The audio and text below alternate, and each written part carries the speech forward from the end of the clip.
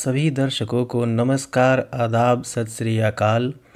मैं हूं रवि जायसवाल, डिग्री से इंजीनियर, दिल से ट्रेडर, और आप देख रहे हैं YouTube channel resilient trader Ravi, जिसमें आप सभी का हार्दिक स्वागत है। तो आइए आज के वीडियो की शुरुआत करते हैं। आज के वीडियो में हम लोग शेयर मार्केट में एक लिस्टेड कंपनी, जिसको हम लोग CDSL कहते हैं, जिसका फुल फॉर्म है सेंट्रल डिपॉजिटरी सर्विसेज लिमिटेड।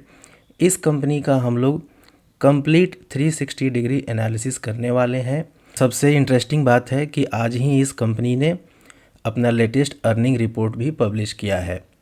तो आइए हम लोग शुरू करते हैं। तो आइए पहले हम लोग कंपनी के बिजनेस की चर्चा करते हैं कि ये जो कंपनी है CDSL, ये करती क्या है। तो इसके बारे में बताया जा रहा है कि जो CDSL कंपनी है, ये कैपिटल मार्केट स्ट्रक्चर की एक इम्पॉर्टेंट पार्ट है। कैपिटल मार्केट स्ट्रक्चर कहने का मतलब है कि जो शेयर मार्केट है, इस मार्केट में बहुत सारे अलग अलग पार्ट हैं, बहुत सारे अलग अलग इंटरमीडियरीज हैं। तो उन्हीं में से एक बहुत ही इम्पॉर्टेंट इंटरमीडियरी या पार्ट है CDSL।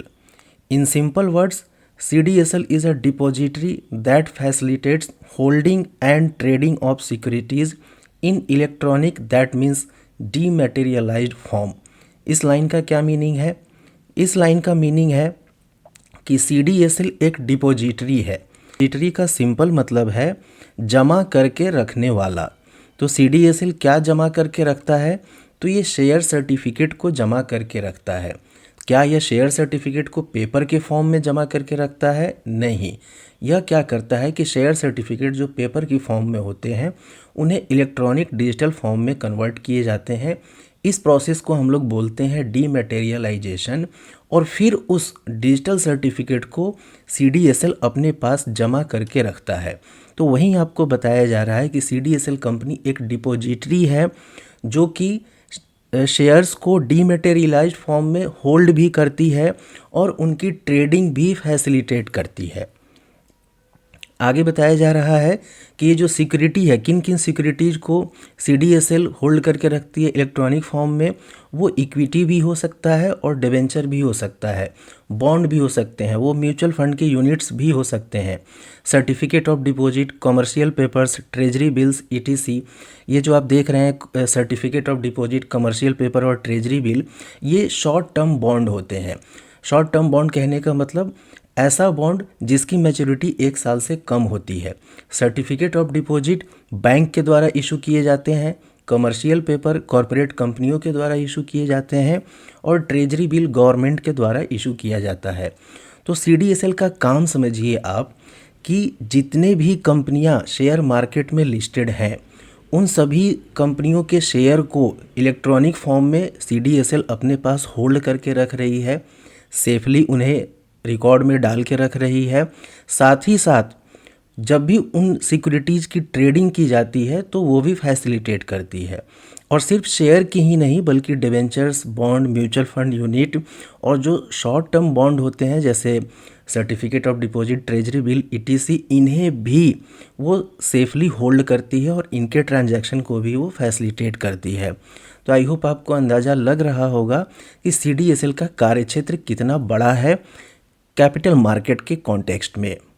आगे बताया जा रहा है कि it provides services to almost all market participants, for example exchanges, clearing corporations, depository participants, issuers and investors. That means जितने भी पार्टिसिपेंट शेयर मार्केट में, कैपिटल मार्केट में इन्वॉल्व हैं, उन सभी मार्केट पार्टिसिपेंट्स को कहीं ना कहीं ये CDSL अपनी सर्विस प्रोवाइड करती है। Other services include e voting, m voting, my EG mobile app and e locker. ये कुछ अदर सर्विसेज भी हैं जो CDSL के द्वारा प्रोवाइड किए जाते हैं। बुलेट पॉइंट्स में हम लोग बात करें तो CDSL के मेन सर्विसेज क्या क्या हैं। पहला है मेंटेनिंग डीमैट अकाउंट। अभी हम लोग डीमैटेरियलाइजेशन की जो चर्चा कर रहे थे, तो हर इंसान का जिसने भी शेयर खरीदा हुआ है, उसके शेयर्स को CDSL अपने पास सेफली होल्ड करता है। तो हर इंसान के नाम से वहाँ पे एक यूनिक ID क्रिएट की जाती है, जिसे हम लोग डीमैट अकाउंट कहते हैं। तो पहला मेन वर्क हो गया, पहला मेन सर्विस हो गया CDSL का कि डीमैट अकाउंट को मेंटेन करना है। दूसरा है facilitating the transfer and settlement of securities, यानी कि शेयर को अगर ट्रांसफ़र करना है, शेयर का सेटलमेंट करना है, तो यह फैसिलिटी भी CDSL के द्वारा प्रोवाइड किया जाता है। Providing services like eKYC, insurance repositories and corporate action processing. Share के डीमैट अकाउंट, उनके ट्रांजैक्शन के अलावा eKYC की सर्विस भी CDSL प्रोवाइड करती है और इंश्योरेंस रिपोजिटरी की तरह भी वर्क करती है। अब कई लोगों को हो सकता है कि इंश्योरेंस रिपोजिटरी क्या है, तो जैसे शेयर के सर्टिफिकेट को डीमैटेरियलाइज्ड फॉर्म में होल्ड करने के लिए डीमैट अकाउंट मेंटेन किया जाता है और यह काम CDSL करती है, वैसे ही इंश्योरेंस रिगार्डिंग सर्टिफिकेट्स को भी इलेक्ट्रॉनिक फॉर्म में होल्ड करने के लिए इंश्योरेंस रिपोजिटरीज की आवश्यकता होती है। आने वाले समय में आप देखेंगे कि कई बार क्या होता है कि हम लोग जब LIC वगैरह कराते हैं, इंश्योरेंस कराते हैं, तो उसके बदले हमें एक बॉन्ड पेपर इशू किया जाता है और कई बार हम लोग वो बॉन्ड पेपर कहीं पे हमसे गुम हो जाती है, तो फिर उस इंश्योरेंस का क्लेम लेने में हमें प्रॉब्लम होती है। तो इसके समाधान के लिए आने वाले समय में ऐसा हो सकता है, आपको देखने को मिलेगा कि ये बॉन्ड पेपर भी डीमैटेरियलाइज कर दिए जाएंगे और ये डिजिटल फॉर्म में किसी डिपॉजिटरी या रिपोजिटरी के पास सेफ रहेगा। साथ ही साथ कॉरपोरेट एक्शन की प्रोसेसिंग में भी ये CDSL कहीं ना कहीं अपनी सर्विस प्रोवाइड करती है। कॉरपोरेट एक्शन का मतलब है यहाँ पे बोनस, स्प्लिट, डिविडेंड, ETC। अब आइए समझते हैं कि इस कंपनी का रेवेन्यू मॉडल क्या है, कंपनी रेवेन्यू कैसे अर्न करती है। तो सबसे पहले ये ट्रांजैक्शन चार्ज वसूल करती है, फिर एनुअल इशूअर चार्जेज लेती है, IPO and corporate action services के रूप में अपना चार्ज लेती है, ऑनलाइन डाटा सर्विसेज के रूप में अपना चार्ज लेती है। तो यहाँ पे आप समझ गए कि कंपनी का मेन सर्विस क्या क्या है और यहाँ पे आपको बताया जा रहा है कि कंपनी का रेवेन्यू मॉडल क्या है, कहाँ कहाँ से कंपनी रेवेन्यू अर्न करती है। अब आइए हम लोग ये समझते हैं कि भविष्य के लिए बिजनेस आगे बढ़ेगा या नहीं बढ़ेगा, उसके लिए ग्रोथ पोटेंशियल के पॉइंट क्या हो सकते हैं, ग्रोथ ड्राइवर्स क्या क्या हो सकते हैं, आइए उन्हें समझते हैं। तो पहला ग्रोथ का ट्रिगर है यहाँ पे इंक्रीज इन रिटेल पार्टिसिपेशन। इसका मतलब क्या है कि आप आजकल देखते होंगे कि टीवी पे ग्रो का, एंजल वन का, ये सब बहुत सारा ऐड आता है, अप स्टॉक्स का भी ऐड आता है और म्यूचुअल फंड का भी ऐड आता है कि म्यूचुअल फंड सही है। तो कहीं ना कहीं इस ऐड और विज्ञापन के माध्यम से लोगों में अब जागरूकता फैल रही है और ज़्यादा से ज़्यादा लोग अब धीरे धीरे म्यूचुअल फंड और शेयर मार्केट के प्रति अपना इंटरेस्ट एक्सप्रेस कर रहे हैं। तो इंटरेस्ट एक्सप्रेस करने का मतलब है कि जब वो शेयर मार्केट या म्यूचुअल फंड में इन्वेस्ट करेंगे तो कहीं ना कहीं उन्हें डीमैट अकाउंट की आवश्यकता होगी, आइदर डायरेक्टली और इनडायरेक्टली। तो जैसे जैसे फाइनेंशियल लिटरेसी हमारे देश में बढ़ती जाएगी, लोगों का शेयर मार्केट और म्यूचुअल फंड के प्रति इंटरेस्ट ग्रो होता जाएगा, वैसे वैसे डीमैट अकाउंट ओपन होंगे और इसका अल्टीमेट बेनिफिशियरी कौन होगा, तो CDSL होगा। और आगे आपको बताया भी गया है दूसरे लाइन में कि India is witnessing record breaking additions of new demat accounts benefiting CDSL। वैसे तो ये डिपॉजिटरी की काम करने वाली दो संस्थाएं हमारे देश में हैं, एक का नाम CDSL है और दूसरे का नाम NSDL है, लेकिन इन दो कंपनियों में से CDSL ही शेयर मार्केट में लिस्टेड कंपनी है। NSDL फिलहाल अभी तक लिस्टेड नहीं है, इन फ्यूचर हो सकता है कि यह कंपनी भी लिस्टेड हो जाए। तो पहला ग्रोथ ट्रिगर क्या है, इंक्रीज इन रिटेल पार्टिसिपेशन। किसकी वजह से, फाइनेंशियल लिटरेसी की वजह से और शेयर मार्केट में इंटरेस्ट ग्रो होने की वजह से डीमैट अकाउंट की डिमांड बढ़ेगी तो CDSL का बिजनेस बढ़ेगा। अगला ग्रोथ ट्रिगर क्या है, IPO बूम। जैसा कि आप सब देख ही रहे होंगे कि हर हफ्ते किसी न किसी कंपनी की लिस्टिंग होती है, हर हफ्ते कोई ना कोई कंपनी अपना IPO लेकर के आ जाती है। तो जब कंपनियां भी यहाँ पे IPO लेकर के आएंगी, अपने शेयर्स इशू करेंगी, तो उसमें भी कहीं ना कहीं CDSL की भागीदारी है, तो इससे भी CDSL का बिजनेस बढ़ने वाला है। अगला ग्रोथ ट्रिगर क्या हो सकता है, रेगुलेटरी टेलविंड्स। शेयर मार्केट को रेगुलेट करने वाली संस्था का नाम है सेबी। तो सेबी की जो पॉलिसीज़ हैं, जो गवर्नमेंट की पॉलिसीज़ हैं, वो इसी बात के इर्द गिर्द घूम रही हैं कि कैसे यहाँ पे लोगों का पार्टिसिपेशन बढ़ाया जाए। इसका अर्थ क्या है कि जो शेयर मार्केट के रेगुलेटर हैं, जो गवर्नमेंट की पॉलिसीज़ हैं, उनकी भी इच्छा यही है कि शेयर मार्केट के प्रति लोगों का रुझान हो, लोगों में फाइनेंशियल लिटरेसी बढ़े। तो जब सरकार खुद चाहती है कि लोग ज़्यादा से ज़्यादा शेयर मार्केट और म्यूचुअल फंड में पैसा अपना निवेश करें, तो अल्टीमेट बेनिफिशियरी तो CDSL ही होने वाला है। अगला ग्रोथ ट्रिगर है डाइवर्सिफिकेशन ऑफ सर्विसेज। इसका मतलब है कि CDSL वर्तमान में जो काम कर रही है केवल वहीं तक सीमित नहीं है, बल्कि इसके अलावे भी और नए नए काम वेंचर कर रही है। For example eKYC, insurance repositories and document verification. तो ये सब कंपनी के लिए एक एडिशनल सोर्स ऑफ रेवेन्यू बनते जा रहे हैं। देखिए, हम लोग रिस्क के बारे में समझते हैं। दुनिया में ऐसी कोई चीज़ तो है नहीं कि जिसमें 100% मेरिट ही हो या जिसमें 100% डिमेरिट ही हो। मेरिट डिमेरिट दोनों का संगम दुनिया की हर चीज़ में पाया जाता है। तो अभी तक तो हमने यहाँ पे ग्रोथ ट्रिगर के बारे में जाना, लेकिन इस बिज़नेस के कुछ रिस्क भी हैं, आइए उन्हें हम लोग समझते हैं। पहला रिस्क है मार्केट डिपेंडेंसी। इसका मतलब क्या है कि देखिए, CDSL कैपिटल मार्केट का एक इम्पॉर्टेंट पार्ट है। तो CDSL का बिजनेस कब ग्रो करेगा? जब शेयर मार्केट अच्छा करेगा, कैपिटल मार्केट अच्छा करेगा। अगर शेयर मार्केट अच्छा नहीं कर रहा हो, मार्केट में इकोनॉमी में स्लो डाउन चल रहा हो, तो इसकी वजह से CDSL का बिजनेस हैम्पर हो सकता है। अगला क्या रिस्क है? Regulatory risk. वर्तमान में तो लग रहा है कि हाँ, सरकार और सेबी जो है वो चाहते हैं कि अधिक से अधिक जनता की भागीदारी कैपिटल मार्केट, शेयर मार्केट में हो, लेकिन कभी कभी हो सकता है ऐसे भी रूल रेगुलेशन आ जाएं जो फर्दर लोगों को यहाँ पे इंक्लूड होने से रोकें। तो यह एक रेगुलेटरी रिस्क भी इस सेक्टर में बना हुआ है। जैसे हाल फिलहाल के दिनों में ही आपने सुना होगा कि सेबी ने F&O फ्यूचर ऑप्शन में रिटेल के लॉस को रोकने के लिए ऑप्शन ट्रेडिंग जो वीकली होती थी, वीकली एक्सपायरी का जो कॉन्सेप्ट था, उसमें बहुत ज़बरदस्त वाले परिवर्तन किए। तो पहले क्या होता था कि हर दिन किसी न किसी इंडेक्स की एक्सपायरी होती थी, लेकिन अब सेबी ने उसे चेंज कर दिया है। अब क्या होता है कि एक वीक में एक एक्सचेंज की तरफ से एक ही इंडेक्स की एक्सपायरी हो सकती है। तो हमें मंगलवार को सेंसेक्स की एक्सपायरी देखने को मिलती है और गुरुवार के दिन निफ्टी की एक्सपायरी देखने को मिलती है। तो जब वीक में नंबर ऑफ़ एक्सपायरीज कम हुई हैं, तो उसके चलते फ्यूचर ऑप्शन में ट्रेडिंग का वॉल्यूम भी डाउन हुआ है। तो इस तरह की एक्टिविटी से क्या होगा कि CDSL के रेवेन्यू पे असर पड़ेगा। और यकीन मानिए, आज CDSL का रिजल्ट आया है। इस क्वार्टर में जो CDSL का परफॉर्मेंस है वो पिछले क्वार्टर की तुलना में कम हुआ है, और कहीं ना कहीं इसके पीछे एक बड़ा रीज़न यही फैक्टर है कि F&O में ट्रेडिंग वॉल्यूम बिल्कुल ही नदारद हो गया है नवंबर के बाद से। तो यह एक रेगुलेटरी रिस्क है।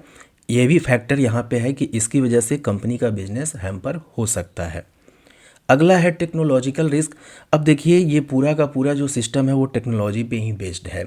चूँकि यहाँ पे डिजिटल सर्टिफिकेट की बात की जा रही है, सर्टिफिकेट को डिजिटल फॉर्म में रखने की, ट्रांजैक्ट करने की बात की जा रही है, तो ये पूरा का पूरा सिस्टम टेक्नोलॉजी पे ही बेस्ड है। तो टेक्नोलॉजी फेलियर यहाँ बिल्कुल भी बर्दाश्त नहीं किया जा सकता है। आइए हम लोग कंपटीशन की एनालिसिस करते हैं। तो कंपटीशन की एनालिसिस में मैंने आपको थोड़ी देर पहले ही बताया था कि डिपॉजिटरी का काम करने वाली हमारे देश में सिर्फ दो ही संस्थाएं हैं। एक का नाम है NSDL और दूसरे का नाम है CDSL। और NSDL का मार्केट शेयर थोड़ा सा ज़्यादा है CDSL के कंपैरिजन में। NSDL पुरानी कंपनी भी है, CDSL बाद में लॉन्च की गई थी। वैसे अगर देखा जाए नंबर ऑफ़ डीमैट अकाउंट के मामले में तो CDSL नंबर 1 है, लेकिन अगर हम लोग तुलना करें एसेट वैल्यू के हिसाब से तो उस पैरामीटर पे NSDL ज़्यादा बड़ा है, उसका मार्केट शेयर ज़्यादा है CDSL से। तो कंपटीशन के मामले में यह जो सेक्टर है डुओपोली बिजनेस है, दो ही कंपनियां हैं, एक CDSL और NSDL। तो अभी CDSL लिस्टेड है तो उसमें हम लोग इन्वेस्ट कर सकते हैं। जब NSDL का IPO आ जाएगा, वो कंपनी लिस्ट हो जाएगी, तो वो भी हमारे पास एक इन्वेस्टमेंट का चॉइस बन सकता है। चूँकि इस सेक्टर में दो ही कंपनियाँ हैं और सेक्टर को देख के समझ के ऐसा लग रहा है कि इन फ्यूचर यहाँ पे ग्रोथ की अपार संभावनाएं दिख रही हैं। अब आइए मोट समझते हैं। ये मोट क्या होता है? तो देखिए, पुराने ज़माने में क्या होता था कि राजा महाराजा जो अपना किला बनाते थे, किले के चारों तरफ बड़े बड़े गड्ढे करवाते थे और उस गड्ढे में पानी, कुछ केमिकल मिला करके भर देते थे। उससे क्या होता था कि कोई दुश्मन देश आसानी से उनके किले पर चढ़ाई नहीं कर पाता था, क्योंकि किले तक पहुंचने के लिए उन्हें वो तालाब या नदी नुमा जो जलाशय था उसे पार करना होता था, और उसमें खतरनाक जीव जंतु भी होते थे और ख़तरनाक उसमें केमिकल भी होते थे। तो उसे मोट कहा जाता था। तो शेयर मार्केट में मोट का मतलब क्या है कि एक कंपनी जो काम कर रही है, क्या उस काम को कॉपी करना आसान है? क्या कोई भी टॉम डिक एंड हैरी या कोई भी एरू गैरू नत्थु खैरू जब चाहे तब वो बिज़नेस को कॉपी कर सकता है? तो ऐसा नहीं है, डिपॉजिटरी का काम सारी कंपनियां, सारे लोग नहीं कर सकते हैं। इसके लिए जो एंट्री बैरियर है वो बहुत ही हायर साइड पे होते हैं। स्ट्रिक्ट रेगुलेटरी रिक्वायरमेंट की आवश्यकता होती है, एडवांस टेक्नोलॉजी की आवश्यकता होती है। तो इससे ये तो क्लियर है कि अभी डुओपोली बिजनेस है, तो इतनी जल्दी तो इस सेक्टर में नए प्लेयर का आना इतना आसान नहीं दिख रहा है। और साथ ही साथ CDSL के पास फर्स्ट मूवर एडवांटेज भी है। 2 ही कंपनियां हैं और उसमें से पहली कंपनी जो लिस्टेड हुई है शेयर मार्केट में वो है CDSL। आइए अब हम लोग समझते हैं CDSL की सब्सिडियरी कंपनियों के बारे में। तो CDSL की 3 सब्सिडियरी कंपनियां हैं, CDSL ventures limited, CDSL insurance repository limited, CDSL commodity repository limited. आज जो रिपोर्ट आया है कंपनी का उसके अकॉर्डिंग CDSL इंश्योरेंस रिपोजिटरी और CDSL कमोडिटी रिपोजिटरी लिमिटेड इनका नाम चेंज किया गया है। CDSL इंश्योरेंस रिपोजिटरी का नाम चेंज करके सेंट्रिको इंश्योरेंस रिपोजिटरी लिमिटेड रखा गया है और CDSL कमोडिटी रिपोजिटरी का नाम चेंज करके country wide commodity repository limited रखा गया है। तो आप यहाँ देख सकते हैं कि ये जो सब्सिडियरी है CDSL ventures limited, short form में CVL, इसके माध्यम से कंपनी KYC रजिस्ट्रेशन का काम करती है और इनके पास फ़िलहाल 8.20 करोड़ KYC रिकॉर्ड्स हैं। और साथ ही साथ ये 2000 से ज़्यादा कंपनियों को रजिस्ट्रार एंड ट्रांसफ़र एजेंसी की सर्विस भी प्रोवाइड करती है। तो आप अनुमान लगा सकते हैं कि ये कितना बड़ा नंबर है और इन फ्यूचर इसमें और ज़्यादा ग्रोथ ही होने वाला है। CDSL इंश्योरेंस रिपोजिटरी, तो अभी थोड़ी देर पहले हम लोग चर्चा कर चुके हैं कि इन फ्यूचर हो सकता है कि बॉन्ड को डिजिटल फॉर्म में सेव करके रखने की बात है, तो वहाँ पे इनका काम बढ़ेगा। फ़िलहाल अभी ये बेसिक लेवल पे काम शुरू हुआ है और इस सेगमेंट में कंपनी को नुकसान ही देखने को मिल रहा है। तो ये कंपनी की 3 सब्सिडियरीज हैं जिनके माध्यम से कंपनी ऑपरेट करती है। अब आगे आपको बताया गया है कि ये जो 3 सब्सिडियरी है उसमें किस कंपनी में CDSL की कितनी होल्डिंग है। तो CVL में 100% की होल्डिंग है, कमोडिटी वाली सब्सिडियरी में 52% और इंश्योरेंस रिपोजिटरी वाली में 54.2% की होल्डिंग है CDSL की। अब यहाँ पे आपको सब्सिडियरी का डिटेल बताया गया है, तो आप लोग चाहें तो वीडियो को पॉज करके इसे आप लोग पढ़ सकते हैं। ये देखिए CDSL कंपनी की जर्नी बताई जा रही है कि कंपनी 1999 में शुरू हुई थी और कैसे तमाम उतार चढ़ाव से गुजरते हुए 2024 में कंपनी ने 25 साल पूरे किए थे और 2025 में first depository to cross the milestone 12.50 crore demat account, यानी कि 2024 में कंपनी ने 12.5 करोड़ से ज़्यादा डीमैट अकाउंट ओपन करने का रिकॉर्ड बनाया। ठीक है, तो 12.5 करोड़ डीमैट अकाउंट ओपन हो चुके हैं। अब इसमें से कितने यूनिक हैं, कितने रिपीटेड हैं ये बताना मुश्किल है, लेकिन फ़िलहाल 12.5 करोड़ से ज़्यादा डीमैट अकाउंट CDSL हैंडल कर रही है। मुद्दे की बात ये है। अब आइए हम लोग शेयर होल्डिंग पैटर्न की एनालिसिस करते हैं। तो इसमें आप देख सकते हैं कि पिछले 5 क्वार्टर का शेयर होल्डिंग एनालिसिस आपको दिखाया गया है, जिसमें प्रमोटर की होल्डिंग बिल्कुल कांस्टेंट है 15%। DIIs की होल्डिंग रिसेंट में थोड़ी सी कम हुई है, म्यूचुअल फंड की भी होल्डिंग थोड़ी सी कम हुई है, लेकिन जो DII और म्यूचुअल फंड की होल्डिंग कम हुई है वो FII के पास गई है। यानी जो शेयरों का ट्रांजैक्शन हुआ है, जो एक्सचेंज हुआ है, वो स्ट्रॉन्ग हैंड से निकल के स्ट्रॉन्ग हैंड के पास ही गया है। साथ ही साथ एक पॉजिटिव पॉइंट ये भी है कि अदर्स यानी कि रिटेल सेक्शन में भी आप देखेंगे तो पिछले क्वार्टर की तुलना में शेयर होल्डिंग में गिरावट आई है और ये सारा का सारा शेयर कहाँ गया है, तो FII के पास गया है। तो हम लोग कह सकते हैं कि स्ट्रॉन्ग हैंड यहाँ पे खरीदारी कर रहे हैं। और एक और पॉजिटिव फैक्टर है कि प्रमोटर की कोई भी होल्डिंग यहाँ पे प्लेस्ड नहीं है। ये बहुत ही पॉजिटिव बात है यहाँ पे। ये देखिए, ये आज ही रिजल्ट आया है कंपनी का वित्तीय वर्ष 2025 का जो तीसरा क्वार्टर है, दिसंबर क्वार्टर, उसका रिजल्ट आया है। यदि हम लोग कंपेयर करें ईयर ऑन ईयर बेसिस पे, दैट मीन्स 31 दिसंबर 2023, पिछले साल सेम क्वार्टर और इस साल का तीसरा क्वार्टर, तो इसे हम लोग ईयर ऑन ईयर एनालिसिस बोलते हैं। तो यहाँ पे आप देखेंगे कि टोटल इनकम पिछले साल था 23,595 लाख। ये सारे फिगर्स आपको लाख में दिए गए हैं और इस साल वो बढ़ के हो गया है 29,811 लाख। लेकिन पिछले क्वार्टर में, सितंबर क्वार्टर में, टोटल इनकम का जो फिगर है वो 35,851 लाख के करीब में था। तो तो ईयर ऑन ईयर पे तो हमें यहाँ पे ग्रोथ देखने को मिल रही है, लेकिन पिछले क्वार्टर से कंपैरिजन की जाए तो यहाँ पे हमें गिरावट देखने को मिल रही है, रेवेन्यू में गिरावट आई है। साथ ही साथ यदि हम लोग यहाँ पे प्रॉफिट को देखते हैं तो 7 नंबर कॉलम नेट प्रॉफिट, पिछले साल 10,748 लाख का प्रॉफिट था नेट टू नेट, और इस साल 12,980 लाख का नेट प्रॉफिट है। तो ईयर ऑन ईयर यहाँ भी आपको ग्रोथ देखने को मिल रहा है, लेकिन पिछले क्वार्टर से कंपेयर करें तो अगेन यहाँ भी गिरावट हमें देखने को मिल रही है। तो इस गिरावट का एक संभावित कारण जो प्राइमर फेसी नज़र आता है वो यही है कि सेबी ने हाल फिलहाल फ्यूचर ऑप्शन के रिगार्डिंग जो नए नए चेंजेज लाए हैं उसके अकॉर्डिंग कुछ वॉल्यूम में गिरावट देखने को मिली है। इस वजह से ऐसा लग रहा है कि यहाँ पे बिजनेस भी थोड़ा सा डाउन हुआ है, लेकिन समय के साथ चीज़ें ठीक हो जाएंगी, ऐसा भी हम लोग उम्मीद कर सकते हैं।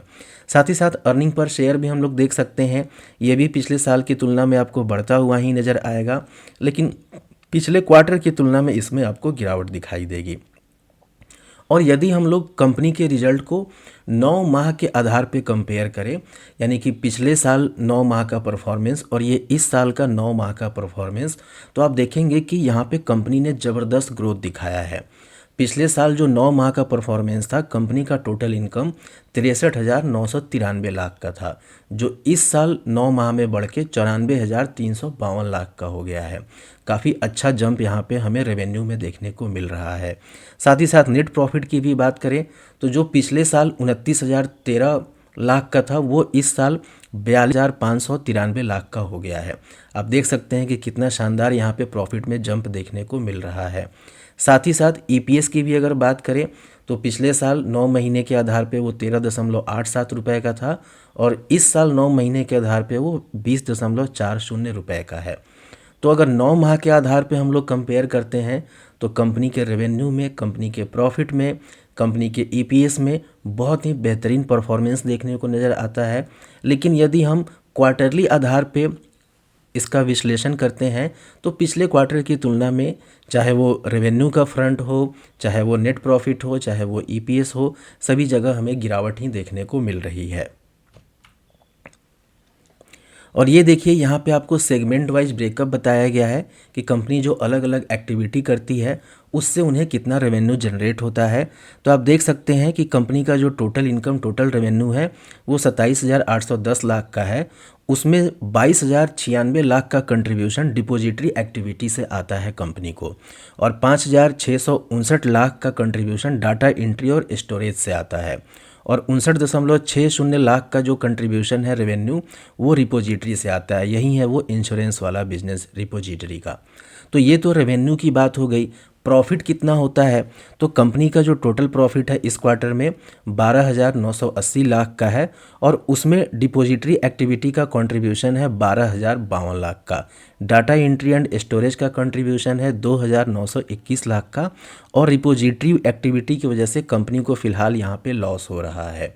ठीक है, तो अभी लॉस में है, बट इन फ्यूचर संभावना है कि यह सेक्शन भी कंपनी का, ये वाला सेगमेंट भी कंपनी के प्रॉफिट में कंट्रीब्यूट करेगा। फिलहाल लेकिन ये अभी लॉस मेकिंग सेक्शन में है। अब आइए यदि हम लोग कंपनी की वैल्यूएशन एनालिसिस करें पीई रेशियो के आधार पे, तो जो इंडस्ट्री का मीडियन पीई है वो 56.8 है, और सीडीएसएल स्टॉक का पीई 56.5 है, यानी कि यहाँ पे एट पार ही वैल्यूएशन देखने को मिल रहा है। जो 1 साल का मीडियन पीई है सीडीएसएल का वो 59.50, 3 साल का मीडियन पीई 49.70 और 5 साल का मीडियन पीई है 44.80। तो यदि हम लोग यहाँ पे एनालिसिस करें तो कंक्लूजन निकलता है कि वैल्यूएशन के हिसाब से पी रेशियो के मैट्रिक के आधार पे कंपनी फेयरली वैल्यूड फिलहाल लग रही है। अब आइए कंपनी के कुछ महत्वपूर्ण फाइनेंशियल मैट्रिक को जान लेते हैं। तो 24 जनवरी 2025 जो लास्ट ट्रेडिंग डे था, वहाँ पे लेटेस्ट प्राइस है 1,500 रुपये 25 पैसे। कंपनी का मार्केट कैप लगभग 31,555 करोड़ का है। 52 वीक हाई लो की बात करें तो हाई प्राइस है 1,990 और लो प्राइस है 811। कंपनी का बुक वैल्यू है 73 रुपये 20 पैसे। कंपनी का डिविडेंड यील्ड है 0.63%। कंपनी के एक शेयर का फेस वैल्यू है 10 रुपये। कंपनी का डेट टू इक्विटी रेशियो 0 है, दैट मीन्स कंपनी के ऊपर कोई डेट नहीं है, यह बिल्कुल ही डेट फ्री कंपनी है। कंपनी का ROE रिटर्न ऑन इक्विटी 31.3% का है। आई जस्ट से कि ये बहुत ही शानदार नंबर है। ROC return on capital employed 40.2% का है। कंपनी का ऑपरेटिंग कैश फ्लो 386 करोड़ का था पिछले वित्तीय वर्ष में, और कंपनी का पैट यानी कि प्रॉफिट आफ्टर टैक्स पिछले वित्तीय वर्ष में 420 करोड़ का था।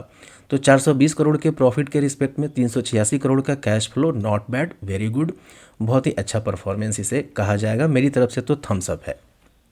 ध्यान दीजिएगा, ये ऑपरेटिंग कैश फ्लो और ये पैट की चर्चा ये एनुअल बेसिस पे की गई है, ठीक है। इसका रिपोर्ट क्वार्टर में नहीं आता है, इसका रिपोर्ट एनुअल बेसिस पे आता है। यदि हम लोग 3 साल के आधार पे कंपनी के सेल्स ग्रोथ, प्रॉफिट ग्रोथ और स्टॉक प्राइस के ग्रोथ की बात करें तो 3 साल का कंपाउंडेड सेल्स ग्रोथ है 33% का, 3 साल का कंपाउंडेड प्रॉफिट ग्रोथ है 28% का, और 3 साल का स्टॉक प्राइस का ग्रोथ है 26% का। अगेन ये भी बहुत ही कमेंडेबल नंबर है। अब आइए हम लोग टेक्निकल एनालिसिस भी कर लेते हैं। तो टेक्निकली देखा जाए तो यहाँ पे डेली टाइम फ्रेम और वीकली टाइम फ्रेम का चार्ट लगा हुआ है, और लास्ट टाइम शेयर का क्लोजिंग हुआ था 1500 रुपये 25 पैसे पे, और वर्तमान में जो रिजल्ट आया है, यदि हम लोग क्वार्टर ऑन क्वार्टर देखें तो ऐसा लग रहा है कि मे बी मंडे को जब मार्केट खुलेगा तो एक गैप डाउन हमें देखने को मिल सकता है, ठीक है। मार्केट वैसे अनिश्चितताओं का गेम होता है, यहाँ पे कोई भी बात 100% सर्टेन होती नहीं है।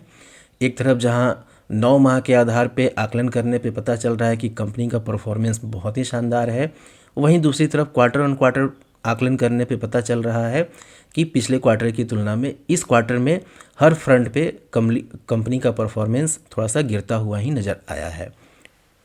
तो यदि कंपनी का शेयर प्राइस गैप डाउन खुलता है तो 1430 रुपये के आसपास एक माइनर सपोर्ट मिलने की संभावना है।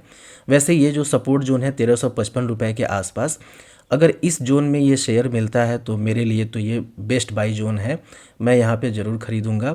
वैसे मैं डिस्क्लोजर दे दूँ कि ये मेरा पोर्टफोलियो स्टॉक है, मेरे पोर्टफोलियो में ये पहले से है, और मैं हर गिरावट पे कुछ ना कुछ क्वांटिटी इस शेयर की ऐड करता रहता हूँ, क्योंकि मेरा व्यू इसको लेकर के लॉन्ग टर्म में बहुत ही बुलिश है।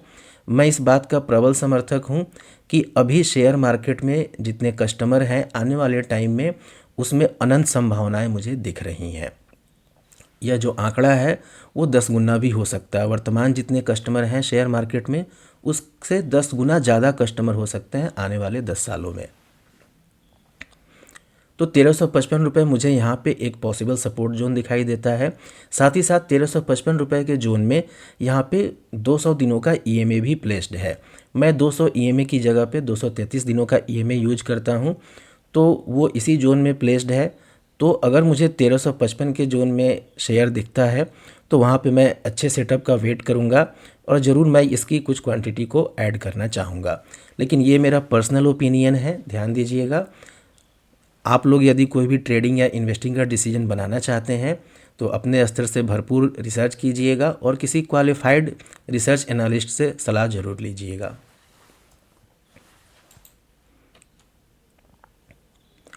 तो इतनी एनालिसिस एनालिसिस करने के बाद ओवरऑल कंक्लूजन क्या निकलता है? Why consider CDSL? तो a debt free high margin company with a strong presence in the growing Indian financial market. तो CDSL को कंसिडर करने का सबसे बड़ा रीज़न क्या है कि कंपनी डेट फ्री है, कंपनी का मार्जिन बहुत ही हायर साइड पे, इवन 40% 50% का मार्जिन है इस कंपनी का, और साथ ही साथ इंडियन फाइनेंशियल मार्केट की ग्रोथ स्टोरी अभी शुरू हुई है, और इस ग्रोइंग मार्केट में कंपनी का प्रेजेंस भी काफ़ी स्ट्रॉन्ग है। Market leader with a strong मोट, कंपनी मार्केट लीडर भी है और यहाँ पे स्ट्रॉन्ग मोट भी प्रेजेंट है। कोई भी कंपनी आसानी से यह बिजनेस स्टार्ट नहीं कर सकती है।